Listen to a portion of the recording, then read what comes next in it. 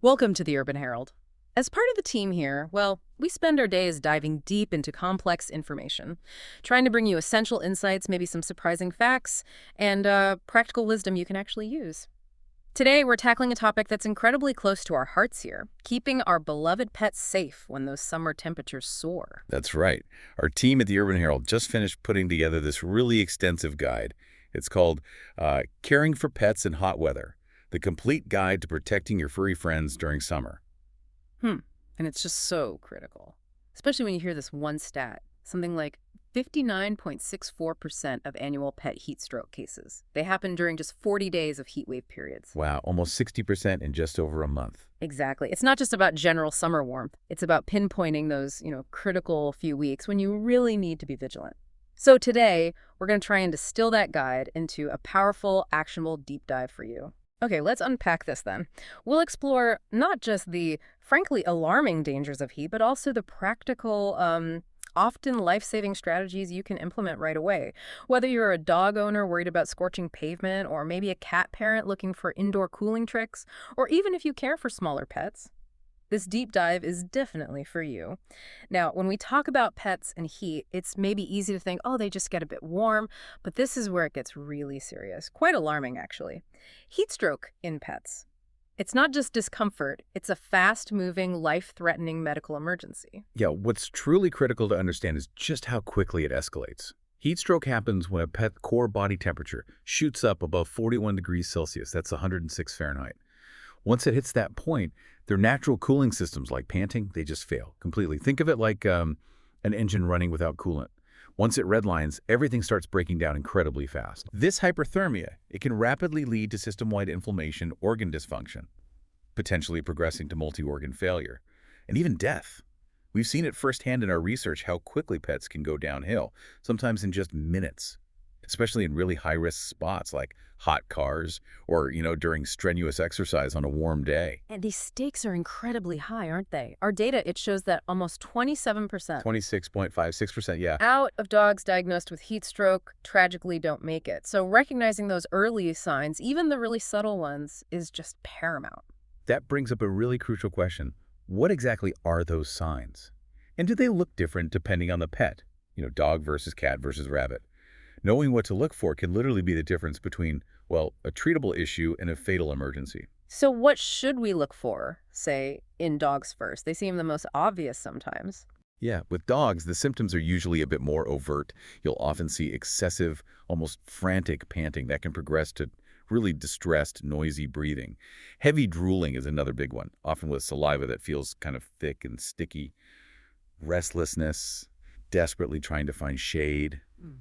And check their gums. Bright red or very pale gums are major red flags. Okay. If it gets worse, you might see vomiting, weakness that leads to collapse, and in really severe cases, seizures or even losing consciousness. Wow, that's quite a list for dogs. But what about our cats? They're so good at hiding things. You've hit on a key point there. Cats are absolute masters of disguise when they're sick or uncomfortable. For them, any open-mouth panting is a serious warning sign. It's highly unusual unless they've just had some intense playtime. Other things to look for: excessive drooling, seeking out cool surfaces like bathroom tiles, and just unusual lethargy, like they just don't want to move.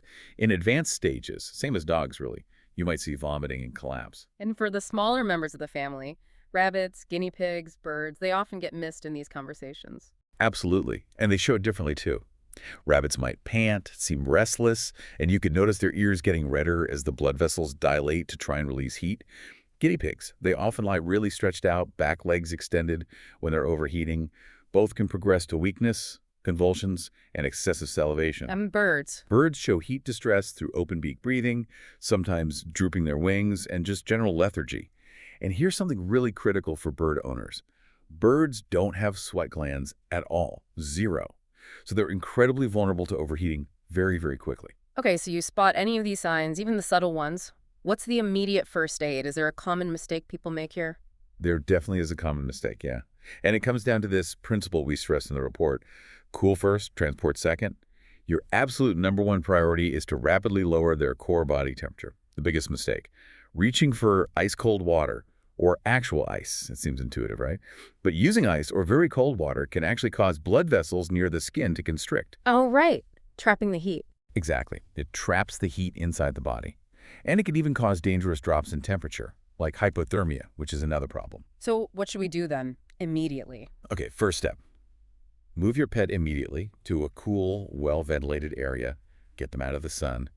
Then pour cool, and I really mean cool, not ice-cold water over their entire body. Be careful around their nose and mouth. You don't want them inhaling it. Our data shows that regular tap water, around 15 to 16 degrees Celsius, which is about 59 to 61 Fahrenheit, is actually the most effective for this emergency cooling. Just tap water, okay. Yep. Then create airflow. Use fans, air conditioning, open windows, Yeah. whatever you have to enhance that evaporative cooling effect, and avoid covering them with wet towels. Same reason you avoid ice. It can trap heat instead of letting it escape. If your pet is conscious, offer small sips of cool water, but never force it, especially if they seem disoriented or are vomiting. And the vet call, when does that happen? Only if they seem really bad. Immediately. Any suspected heat stroke needs immediate veterinary attention. Even if your pet seems to recover after you cool them down at home, the really serious complications, things like kidney damage, liver problems, blood clotting issues, they might not show up for hours or even days later. Right, the internal damage. Precisely. That needs professional monitoring and treatment. So keep up the cooling efforts while you're transporting them to the clinic. And always, always call ahead. Let the clinic know you're coming with a suspected heat stroke case so they can be ready the second you arrive. Okay, that's the emergency response. But beyond that, our findings at the Urban Herald really hammer home prevention as the best strategy. What are the key things we can all do proactively? Yeah, prevention really starts with consistent, proactive management all through the warmer months. And hydration, well, that's the absolute cornerstone. Fresh, cool water must always be available. It sounds basic, but it's crucial. Some studies we looked at, particularly on working dogs, showed that using different hydration strategies can actually significantly boost how much fluid they take in compared to just, a regular bowl of water. Oh, interesting. Like what kind of strategies? Well, simple things. Try putting multiple water bowls in different spots around your home and garden. A lot of pets, especially cats, seem to love water fountains. They often prefer moving water. And a really easy trick, just pop some ice cubes in their water bowl, keeps it cooler longer, and can even make it more interesting for them. That makes a lot of sense. Simple but effective. So beyond just water, any other ways to kind of sneak in extra hydration? Absolutely. Hydrating treats and foods are great for that. Think about freezing some pet-safe broth, or maybe mashed fruit into little popsicles for them. Wet food naturally has higher moisture content. And even adding things like cucumber slices to their diet can help supplement their water intake. For small animals, offering water-soaked veggies is good too. Beyond hydration, creating cool environments is obviously key. Outside, natural shade from trees is best if you have it. If not, think about canopies, gazebos, maybe even those sun sails to create cooler zones. And indoors, for those of us maybe without air conditioning, what are the best bets? Right. Indoors, you want to make your home a cool haven. AC is ideal, obviously. But if you don't have it, strategic use of fans can make a big difference just by improving airflow. And honestly, just keeping curtains and blinds closed during the hottest parts of the day, that prevents a huge amount of heat building up inside. You can also look into things like cooling mats. The ones with pressure-activated gel are great, no refrigeration needed, or maybe even cooling vests that use evaporation. Smart exercise management is another big one, isn't it? It's not just if you walk them, but when and how. I remember one summer, I completely misjudged how hot the pavement was. My dog nearly burned his paws before I remembered that 5-second test. That's a perfect and painful example of why timing is so critical. Our team strongly advises avoiding midday exercise roughly between 10 a.m. and 4 p.m. completely when temps get over 20 Celsius, that's about 68 Fahrenheit. To give you some clear guidelines, below 20 C is generally okay for most dogs. Between 20 and 23 C, so 68 to 73 F, you need to be really watchful for overheating signs. But above 27 Celsius, around 80 Fahrenheit, outdoor exercise should really be canceled altogether. It's just too risky. And that pavement test you mentioned. The 5-second pavement test is an absolute must before every single walk. Just place the back of your hand firmly on the pavement for 5 seconds. If it feels too hot for your hand, it's definitely too hot for your pet's paws. And that applies to everything concrete, asphalt, even metal surfaces like drain covers. Good point. So what are the alternatives? When you do walk, aim for shorter, maybe more frequent outings. Stick to shaded routes or grassy areas whenever possible. And hey, if your dog loves water, swimming is fantastic low-impact exercise that also keeps them nice and cool. Now let's talk about the absolute golden rule, the one that prevents so many tragedies. Never, ever leave pets in vehicles. It seems like common sense, but the statistics are still pretty scary. This is one of the most preventable yet deadly risks. It's shocking. Our research shows car interiors can heat up by 20 to 30 degrees Fahrenheit above the outside temperature in just 10 to 20 minutes. Lethal levels, even on what feels like a mild day, like on a 70-degree Fahrenheit day, so 21 Celsius, a car inside can hit 90 degrees Fahrenheit, 32 Celsius in only 10 minutes. 10 minutes. 10 minutes. And here's the kicker. Cracking the windows. It does almost nothing, virtually no cooling benefit. It still allows that rapid heat buildup. Even parking in the shade only offers limited temporary help. What's really alarming, and we noted this in the report, is that the proportion of heat stroke cases caused by hot vehicles nearly doubled recently. It went from about 6.3% between 2016 and 2018 up to 11.2% in 2022-2023. That's a worrying trend. It really is. So the message is clear. If you ever see a pet showing signs of distress inside a hot car, don't wait. Call emergency services immediately, 999 in the UK, 911 in the US and Canada, or your local equivalent. Okay, so we've covered external heat, car dangers. What about grooming? People often think shaving their pets helps, but that's not always the right move, is it? Seems a bit counterintuitive sometimes. You've hit on a really significant misconception there. Regular brushing, absolutely vital. You need to remove that excess undercoat, especially in double-coated breeds, because trapped fur prevents heat from escaping. Daily brushing in summer is really important for them, but shaving. Our findings really highlight that it isn't always helpful for those double-coated breeds, like golden retrievers, German shepherds, huskies. Their coat actually acts as insulation against both cold and heat. Ah, insulation from heat too. Exactly. So shaving them can actually increase their risk of overheating, plus it makes them much more susceptible to sunburn. The best advice, always talk to a professional groomer or your vet about what's best for your specific pet's coat type. Right. So we've covered the general advice, but what about specific breeds or types of pets? Are there certain ones we need to be extra careful with? That's a really important point. Individual vulnerabilities often get missed. Flat-faced or brachycephalic breeds, think bulldogs, pugs, French bulldogs, they are extremely vulnerable. Their anatomy, the shortened airways, the elongated soft palate, it makes panting, which is their main way of cooling down, really difficult and inefficient for them. So they struggle more to cool off. Massively. Right. And high humidity makes their breathing problems even worse.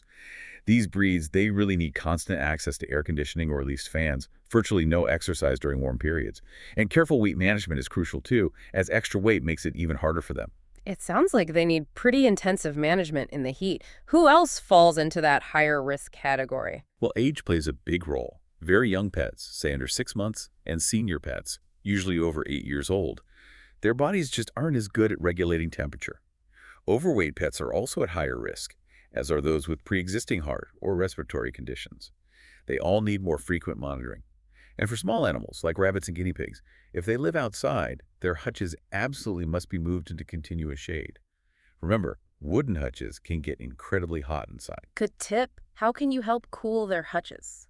You can put things like ceramic or slate tiles inside for them to lie on, or even frozen water bottles wrapped securely in towels to create cool spots.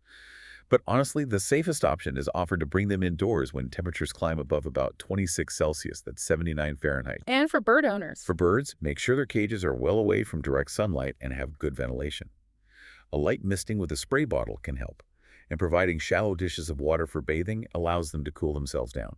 Okay, so beyond heat stroke itself, what other sort of hidden dangers pop up in summer?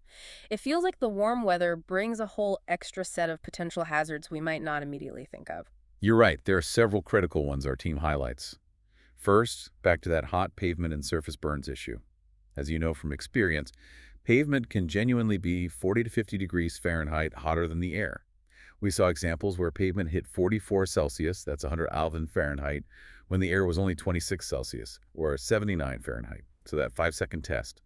Essential. Maybe consider dog boots or paw wax for protection, and always try to walk on grass or dirt paths if you can. Definitely. What else? Increased parasite activity is a big one. Fleas, ticks, mosquitoes, they thrive in warm, humid weather, and they transmit some really serious diseases. So staying on top of your vet-recommended preventatives is absolutely crucial during these months. And summer cookouts, BBQs. We love them, but what should pet owners watch out for there? Oh, BBQs can be a minefield. Cooked bones are a huge no-no. They splinter easily and can cause choking or severe internal injuries. Lots of common BBQ foods are toxic. Onions, garlic, corn on the cob, even fatty meats like scraps off the grill can trigger pancreatitis, which is a really painful inflammation. And don't forget garden hazards. Many common plants are toxic. Lilies are especially dangerous for cats. Foxgloves, rhododendrons, azaleas too. Right, good reminders. And water safety. Yes, water safety is key. Be really wary of blue-green algae blooms in ponds or lakes, highly toxic if ingested. Even just swimming in salt water can cause problems if they swallow too much, leading to dehydration. Always bring fresh drinking water for them during any water activities, supervise them closely, and make sure to rinse them off thoroughly afterwards to get rid of salt, chlorine, or potential bacteria. And finally, something I bet many people overlook. Sunburn protection for pets. It's so often forgotten. But pets can get sunburned, especially light-colored ones, those with thin fur, or pets that have been recently shaved. You should apply a pet-safe sunscreen look for SPF 30 or higher. Make sure you put on 2 layers and reapply it if they go swimming. Also, try to limit their direct sun exposure during the peak UV hours, usually 11 a.m. to 3 p.m. You can even get protective clothing designed for pets if yours is particularly vulnerable. So what does all this mean for you listening right now? Well, the responsibility of caring for pets in hot weather, it really goes far beyond just, putting out a water bowl. It's about understanding their individual needs, recognizing those early warning signs we talked about, and taking decisive, informed action. Yeah, it really means shifting from just reacting when something goes wrong to being truly prepared and proactive all summer long. Our comprehensive guide from the Urban Herald team, it provides that essential knowledge you need to ensure your companions can safely and happily enjoy the summer months right alongside you. And maybe a final thought for you to mull over. How often do we, maybe without even realizing it, put our pets at risk simply because we weren't aware of some of these crucial details? What's one small daily change you could make this summer? Maybe it's consistently doing that 5-second pavement test before every walk, or perhaps setting out an extra water bowl in a shady spot. Whatever it is, we really encourage you to review these strategies and make them a seamless part of your routine. And for more in-depth reports and insights from our team, please do keep following the Urban Herald. Thank you so much for joining us for this essential deep dive into summer pet safety. Stay informed, stay vigilant, and keep those furry, scaly, or feathered friends happy and cool.